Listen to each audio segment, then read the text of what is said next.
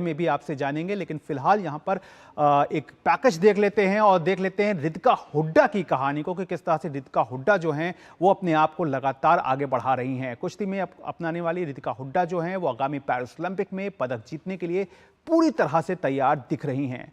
महिला heavyweight 76 kilogram भार वर्ग में भारत की पहली ओलंपिक क्वालिफायर बनने वाली रितिका ओलंपिक में जाने से पहले कड़ा अभ्यास कर रही हैं। हरियाणा की रहने वाली रितिका अंडर 23 विश्व चैंपियनशिप में स्वर्ण पदक जीतने वाली भारत की पहली महिला भी थी।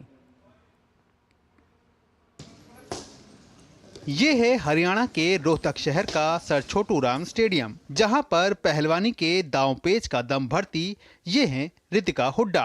रितिका ओलंपिक में 76 किलोग्राम भार वर्ग में भारत की चुनौती पेश करेंगी और ऐसा करने वाली इस वर्ग से वह पहली भारतीय महिला भी हैं। रितिका को इस बात का एहसास अच्छी तरह से है और यही एहसास उनकी असल ताकत भी है। प्रेशर है लेकिन इतना नहीं है, क्योंकि मुझे अपनी प्रैक्टिस पे भरोसा है। मैं अपना 100% दे के आऊंगी, मेडल के साथ वापस आऊंगी।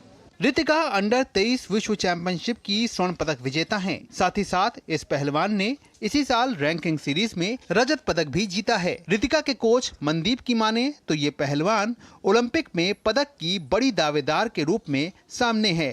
रितिका पहली लड़की है हमारे देश की जो वर्ल्ड चैंपियन बनी अंडर 23 में, और अभी क्वालिफाई भी जो क्वालिफाई था उसमें क्वालिफाई करने में भी सबको बड़ी आसानी से रहा है उसमें।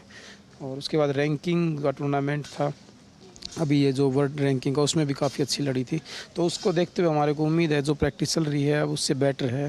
पहले जो थी उन बच्चों के साथ कुश्ती हुई थी, अब उनसे बेटर है। तो हमारे को उम्मीद है कि हम देश को इसमें मेडल लेके आएगी। वैसे रितिका का भरोसा अपनी जगह है, लेकिन इस भरोसे को उनके परिवार का भी पूरा साथ मिला है। रितिका की मां नीलम ये बताना नहीं भूलती कि किन कठिनाइयों का सामना करने के बाद आज रितिका इस मुकाम पर पहुंची हैं।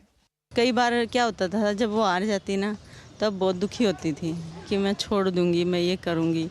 पर फिर हमारे ऐसे पापा भी, मैं भी, कोच भी सब समझाते उसको कि नहीं नहीं रितिका, जितना मतलब हार इसीलिए हुआ है कि उसको अकल लगे, कुछ सीखे उससे, तो आगे और अच्छी जीत होगी। जो भी होगा वो तेरे साथ अच्छा होगा, बुरा होके ही अच्छा होता है। ये समझा के, और देखो उसकी डाइट का वो पूरा ध्यान रखा है। मेरा साथ में आना जाना, कब सोती है कब खाती है, उसका पूरा ध्यान रखना, वो मेरी इसी के सारी जिम्मेवारी मेरे पे है खाने पीने की। वहीं पिता जगबीर सिंह की माने तो रितिका का पहला शौक हैंडबॉल था, लेकिन कुश्ती में वो कैसे आई इस बात को वो इस तरह से बताते हैं। ये रितिका 9वीं क्लास में थी सर, सेंटर स्कूल में। तो उधर ये हैंडबॉल खेलती थी।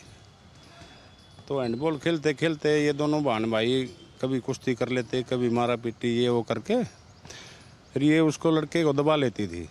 इससे बड़ा हो 1 साल इसका भाई। तो फिर मैंने थोड़ा ये सोचा भाई शायद इसमें रेसलिंग में चली जाए तो अच्छा हो, इंडिविजुअल गेम है।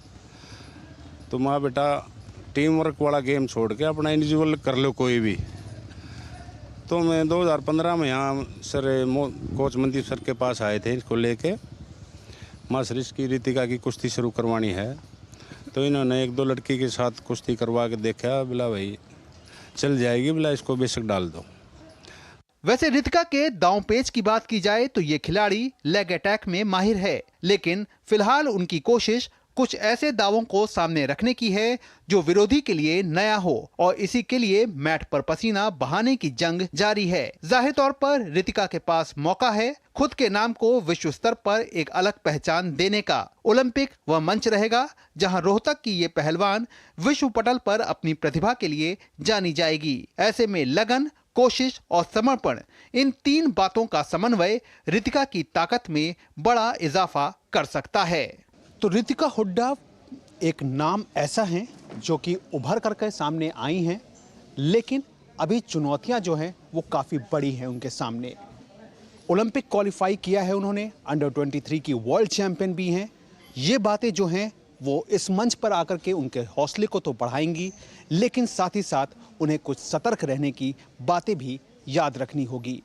उन्हें अपने दांव पेच को अच्छे तरीके से मांझना होगा ताकि ओलंपिक के मंच पर जाकर के वो अपने आप को सफलता के नए मुकाम पर पहुंचा पाएं। कैमरामैन मनमोहन के साथ मैं गौरव कुमार, टीडी न्यूज़, रोहतक। तो कैसी है रितिका हुड्डा की तैयारी, इस पर बात करेंगे, लेकिन फिलहाल वक्त हो गया है एक